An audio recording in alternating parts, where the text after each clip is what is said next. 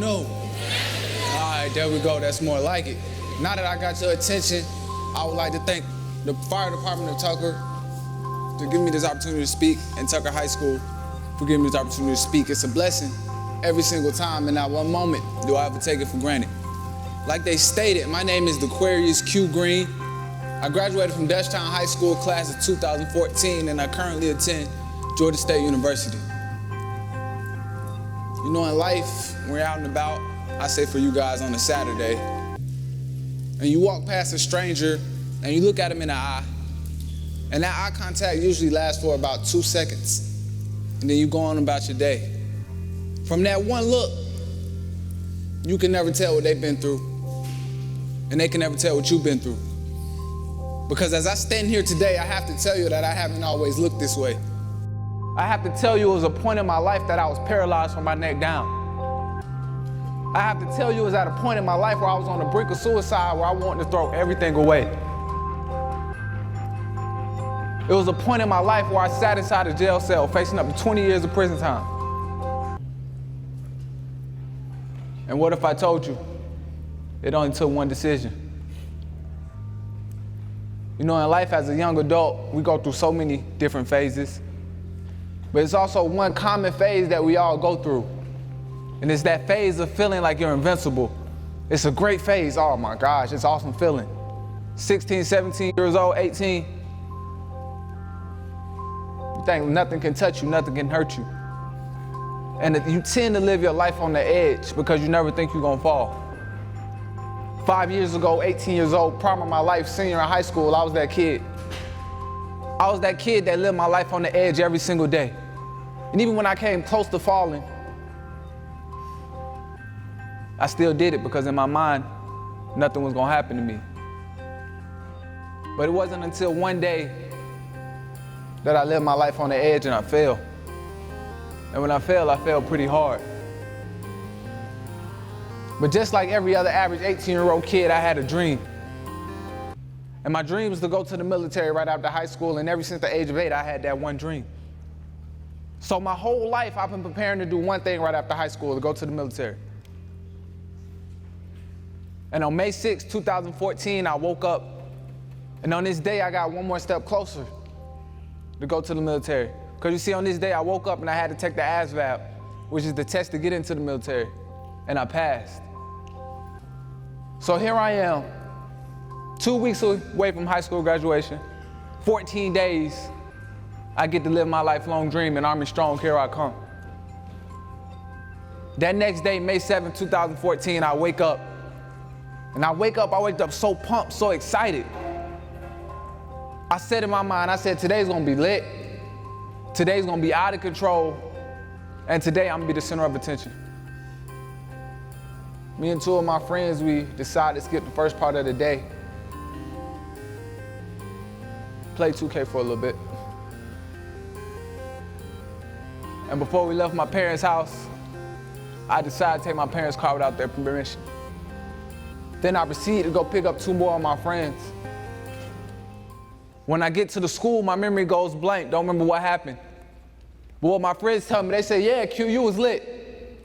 Yeah, Q, you was out of control. Yeah, Q, center of attention was on you. And yeah, Q, it wasn't all fun. Carried on out to the parking lot where we was even more out of control. Principals and teachers had to be called to the parking lot. 2 of my friends got in the car with me. One was my best friend, Jasmine. One was another good friend of mine. Her name is Ashanti.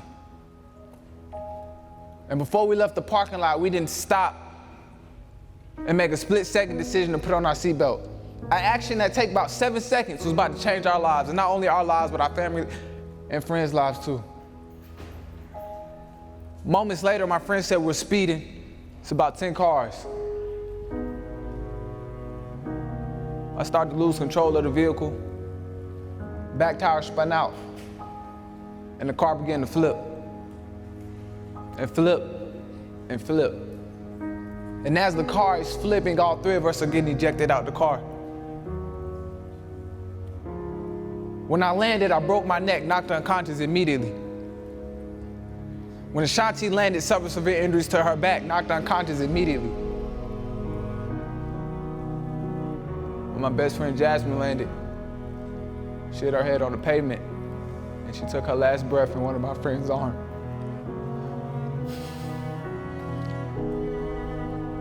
Me and Ashanti were flown to Greater Memorial Hospital that same day, or the next day.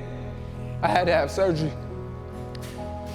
Surgery lasts for about 6 hours, and in that surgery, they put 4 screws in the back of my neck, which will be there for the rest of my life.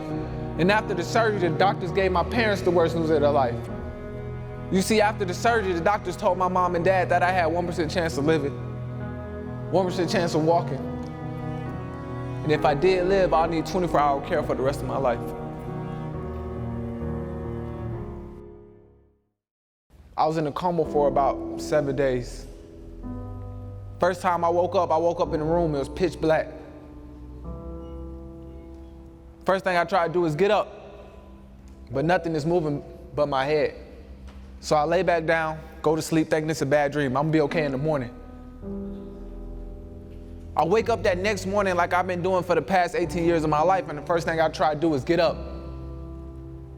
But again, nothing is moving but my head, so I laid back down, took a deep breath, and I said, I'm gonna give it everything I got. With every breath in my body, I tried to get up. But again, nothing is moving but my head. So I lay back down in my hospital bed wondering what's going on. But what you see, I didn't realize that I was paralyzed from my neck down. And my dad had to inform me on everything that happened. When I became stable enough, they moved me to the 6th floor at Grady where I started receiving my therapy. And that's where it was determined that I have to go to a rehab facility called the Shepherd Center, which specializes in spinal cord injuries and brain injuries. And on May 23rd, 2014, I'm in the back of the ambulance, crying my eyes out. Getting transferred to the Shepherd Center, crying because I'm missing one of the most important dates of my life. You see, that day, May 23rd, 2014, I was supposed to be walking across the stage getting my high school diploma. It was 334 of us in that graduating class, 333 people walked. Not only am I crying because I'm missing my high school graduation, crying because my best friend's life is gone due to my irresponsibility. Crying because I'm at a place in my life where I never thought I'd be, because I had the mindset that it won't happen to me. First week in the Shepherd Center goes by real quick.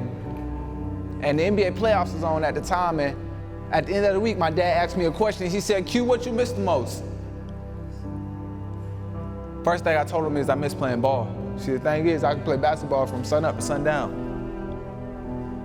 You see, my friend said I wasn't that good, but you know, haters gonna hate. That's how you know you're doing something right, is when people got something to say. And that second week I was in there, felt like I was in there for a whole month. And at the end of the week, my dad asked me that same question, Q, what you miss the most? As I sat back in my motorized wheelchair, which I couldn't move at the time, told him I just missed getting up out of bed. Didn't care about running, didn't care about basketball. I just wanted to get myself dressed. But what you see in that moment, what I realized is that I didn't appreciate life. I didn't appreciate waking up every morning, but now I had no other choice. And ever since my dad asked me that question 5 years ago, I wake up and I live every day like it's my last day. Because tomorrow's not promised, and as young people, we think we have all the time in the world to do anything. But just like everybody, the time runs out soon. I'm sure we all heard of the death of Nipsey Hussle, rest in peace.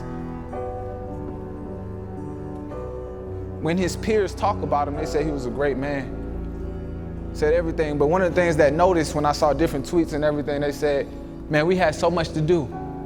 We were supposed to do this, we were supposed to do that. Because they thought they had the time. But what you see, we never know when time runs out on us. Because tomorrow's not promised. My best friend, she woke up May 7th not knowing that was gonna be her last day. I stand here partially paralyzed on my left side. I struggle to get dressed in the morning. I have to ask strangers to tie my shoes up at 23 years old. Never in my life did I ever think that I'd be right here, standing in front of you guys today. But you know what? I never complain. It's not a day goes by where you'll ever hear me complain. Because I know it's somebody in the hospital bed I know it's somebody in a wheelchair that is wishing that they was in my predicament, standing right where I am. But you see, the thing is, my circumstance doesn't define me, my decisions do. And you see, when I'm at work, when I'm at school, or when I'm out and about, when people see me, the first thing they think is, oh, he need help because he got a disability. But what you see, what they don't know is that my disability is my special ability to keep pushing forward in life. What they don't know is that I may be partially paralyzed on my left side, but my mind isn't.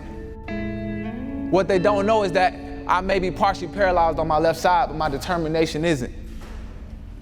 And yeah, I may be partially paralyzed on my left side, but my purpose isn't. And just like me, everybody in this gym, everybody in this world, we all have a purpose. But as we're walking in our purpose, we'll soon start to realize that not only is it for us, but it's also to uplift the other people who we come in contact with. Because the one thing about this world, like I said, it's not about us. To think about, what if I lost my best friend? What if a mother loses her daughter? What if a sister loses her sister? What if an auntie loses her niece? Because I didn't stop and think about that, on May 7th, I have to wake up and live with that for the rest of my life. I took my mom a couple years ago, we went to go see that Tupac movie, All Eyes on Me. And in one of the scenes when he was in jail, one of the inmates told him, he said, don't let one decision that lasts 50 seconds cost you 50 years. I'm gonna ask you guys to do a couple things for me. Number one, I'm gonna ask you to repeat after me. I will always wear my seatbelt. Let's try it one more time. I will always wear my seatbelt. My ambition is to win and never give in. All right, thank you.